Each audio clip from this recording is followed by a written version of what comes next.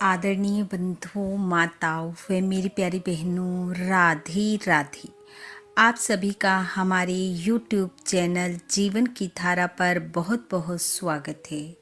बंधुओं, आज हम इस वीडियो में भगवान भोलेनाथ व माता पार्वती की कथा सुनेंगे, जिसे सुनने सुनाने से भगवान शिव व माता पार्वती की कृपा घर परिवार पर बनी रहती है। कथा सुनने के बाद यदि आप हमारे चैनल पर नए हैं तो कृपया हमारे चैनल को सब्सक्राइब करें, बेल आइकन को प्रेस करें ताकि हमारी वीडियो की नोटिफिकेशन सबसे पहले आप तक पहुंचे। वीडियो को शेयर व लाइक भी जरूर करें। कथा के अनुसार एक समय की बात है। भगवान भोलेनाथ और माता पार्वती बैठे हुए वार्तालाप कर रहे थे। भोलेनाथ ने माँ पार्वती से कहा, देवी, मुझे भूख लगी है, कुछ भोजन का प्रबंध करो। माता ने कहा, ठीक है महादेव, मैं अभी आपके लिए भोजन बनाती हूँ।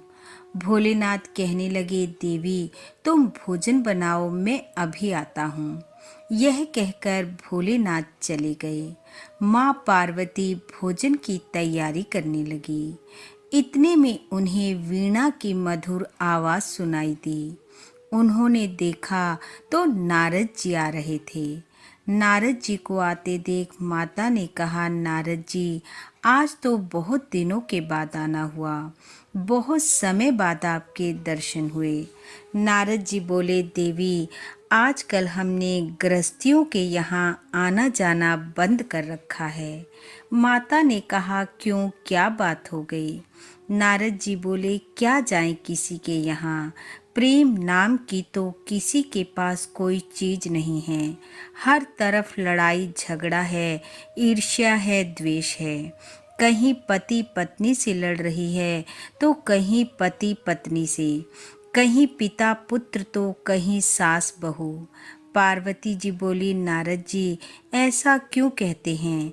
मेरी गृहस्थी सब गृहस्थों से श्रेष्ठ है। हमारे यहाँ लड़ाई झगड़े का कोई नाम नहीं है, सब प्रेम पूर्वक रहते हैं।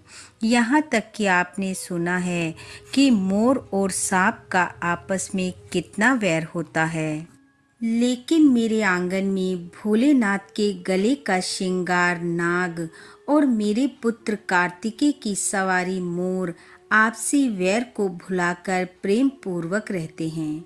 भोलेनाथ मेरे प्रति पूरा प्रेम व निष्ठा रखते हैं, हर बात मुझे बताते हैं। भोलेनाथ मुझे अति प्रेम करते हैं।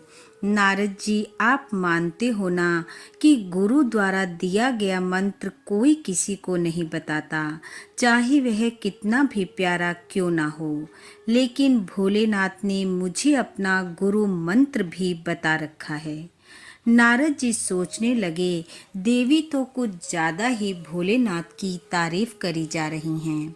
पार्वती जी फिर बोली, नारद जी, भोलेनाथ तो मुझे यह भी बता देते हैं कि आज ध्यान अवस्था में उन्होंने अपने इष्ट को किस रूप में देखा। महादेव मुझसे कभी कोई बात नहीं छिपाते, इसी कारण हमारी गृहस्थी अति श्रेष्ठ है। अब नारद जी से भोलेनाथ की इतनी प्रशंसा सुनी नहीं गई और वो बोले, देवी, प्रभु आपको सब बात बताते हैं, कुछ नहीं छिपाते। माता बोली, हाँ, कुछ नहीं छिपाते।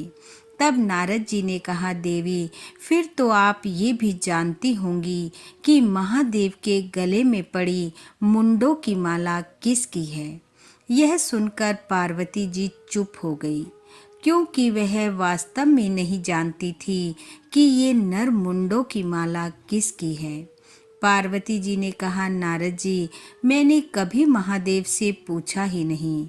नारद जी बोले, देवी, जब महादेव हर बात आपको बिना पूछे बता देते हैं तो ये बात क्यों नहीं बताई? अब नारद जी देवी पार्वती के मन में एक चिंगारी लगाकर नारायण नारायण कहते हुए निकल गए।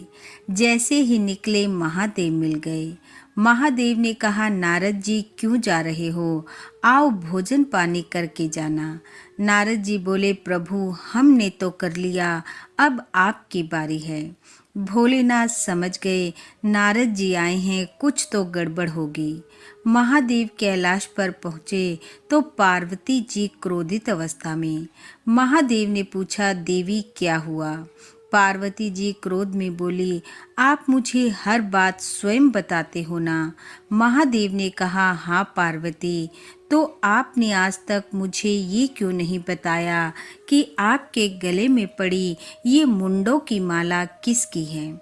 महादेव ने कहा, पार्वती तुमने कभी पूछा ही नहीं। पार्वती जी बोली, जब हर बात आप स्वयं बताते हो तो ये भी बतानी चाहिए थी। महादेव ने कहा, पार्वती गले में पड़ी ये नर मुंडों की माला तुम्हारे प्रति मेरे प्रेम का प्रतीक है। तुम जन्मों जन्मों तक मुझे पाने के लिए अपने शरीर का त्याग करती रही और मैं हर बार तुम्हारे शीश को अपने हृदय के करीब रखने के लिए माला में धारण करता रहा। इस पर पार्वती ने कहा, प्रभु हर बार मैंने ही आपको पाने के लिए अपनी देह का त्याग किया, आपने एक बार भी ऐसा नहीं किया। आपने कभी अपना शरीर नहीं त्यागा।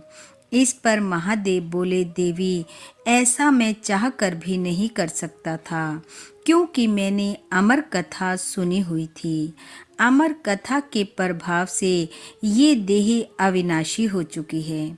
ऐसा कहकर भोलेनाथ मुस्कुराते हुए अपनी ध्यान अवस्था में लीन हो गए और माँ पार्वती उन्हें एकटक निहारती रही।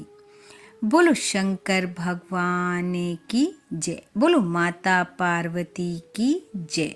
बंधु भगवान भोलेनाथ वे माता पार्वती की कृपा आप वे आपके परिवार पर सदैव बनी रहे। आपका घर आंगन खुशियों से महकता रहे। इन्हीं शुभकामनाओं के साथ आप सबका बहुत बहुत धन्यवाद। राधे राधे।